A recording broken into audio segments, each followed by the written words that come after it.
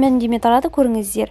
Сәлеметсіз бе қымбатты көрермен, арнамызға қош келдіңіз. Әлемде және Қазақстанда болып жатырған соңғы жаңалықтарды алғашқы қатарынан біліңіз келсе, арнамызға жазылыңыз, лайк басуды ұмытпаңыз. Дана Нұржігіт неліктен умраға барудан бас тартқанын түсіндірді. Бұл туралы тележүргізушісі Нұрлан Имаммен болған сұхбат кезінде айтып қалды. Сізге сертификат сыйлағымыз келеді. Умраға барып келіңіз. Мен үшін бұл күтпеген жаңалық болды. Мен намазға жығылған адам емеспін. Анам 20 жыл намаз оқыған адам. Бірақ менің сенімім жүрегімде. Мен үшін тосын дүние болғандықтан қазір 10 минуттан кейін қайта хабарласам деп телефонды қойдым да уақыт өткен соң қайта қоңырау соқты. Мен бара алмаймын, рахмет дедім. Олар себебін сұрады. Мен дайын еместігімді айттым. Өйткені менің түсінігімде қажылықта маған ешкім сыйламауы керек.